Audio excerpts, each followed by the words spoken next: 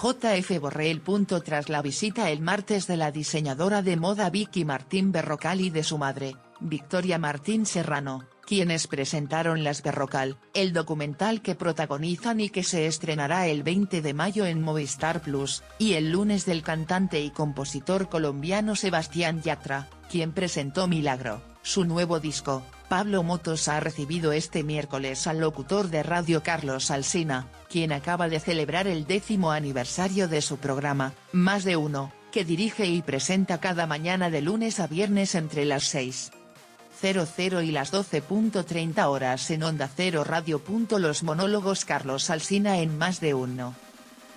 Pablo Motos, después de dar la bienvenida y saludar a Carlos Alsina, a quien ha agradecido su visita a El Hormiguero porque se levanta a las 4:10 de la mañana para arrancar Más de Uno a las 6 de la mañana, ha destacado que él se despierta a las 8 de la mañana, cuando el locutor de radio hace su monólogo. El sermón, que llamamos nosotros en el programa, o el monólogo, pretende ser una explicación de lo más relevante que ha pasado el día anterior o de lo que va a pasar ese día con una argumentación. A mí lo que me importa es que el oyente entienda por qué llego a una conclusión o por qué yo lo veo de esta manera. Yo tengo mi forma de ver lo que ha ocurrido, y quiero que el oyente sepa por qué la tengo.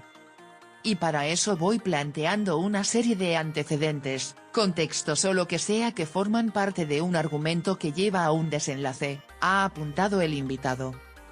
Yo no pretendo que el oyente al final del monólogo esté de acuerdo con mi conclusión o con mi punto de vista, solo aspiro a que le sirva saber cuál es mi punto de vista para compartirlo, para discrepar o para que se le haya ocurrido algo que hasta ese momento no había reparado en ello o para que pueda relacionar cosas. A mí me obsesiona mucho esto de relacionar los temas de la actualidad, porque a veces parece que son como capítulos estancos, y en realidad muchos de los asuntos que contamos cada día guardan relación, pero no le dedicamos suficiente tiempo a explicar la relación entre ellos.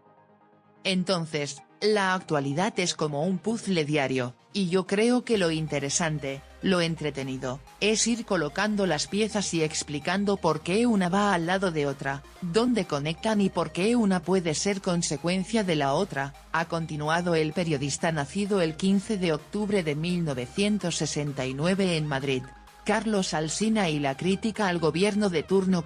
Después de una pausa, Pablo Motos ha comentado que, durante la celebración del 10º aniversario de Más de Uno, le llamó la atención que Carlos Alsina contó que a Pedro Sánchez le gustaba mucho su programa cuando gobernaba Mariano Rajoy. El conductor de El Hormiguero no ha podido evitar interrogar al presentador de Más de Uno sobre si, a día de hoy, opinará igual el actual presidente del gobierno. Yo creo que le resultará útil, ha contestado en un primer momento sin poder contener la risa, y desatando la risa de Pablo Motos, y los aplausos del público presente en el plató. Le resultará útil para encontrar argumentos diferentes a los suyos, habitualmente críticos con su manera de proceder.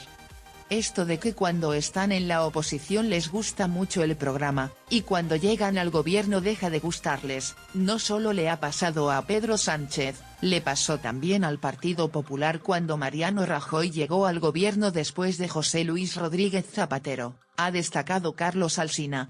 ¿Por qué? En Más de Uno tenemos una tesis, que es que el foco de la crítica tiene que estar puesto, sobre todo, en quién gobierna el país, porque el gobierno es quien tiene más capacidad para abrir debates públicos, para señalar líneas por las que seguir el avance de la nación. En fin, yo creo que tiene mucho más peso en el debate público el gobierno que la oposición o que los gobiernos autonómicos. Y, además, es un programa de ámbito nacional y, por lo tanto, el gobierno es el de todos. Por eso el foco de la crítica descansa, sobre todo, en el gobierno, para disgusto del gobierno de turno, claro, ha proseguido el madrileño.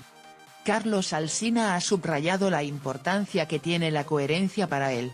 Yo intento ser coherente en los criterios que utilizo. A mí la coherencia es una cosa que me parece relevante, aunque en estos tiempos igual se valora poco, porque por la mañana es una cosa, y por la tarde es otra, y dicen que es porque han cambiado las circunstancias.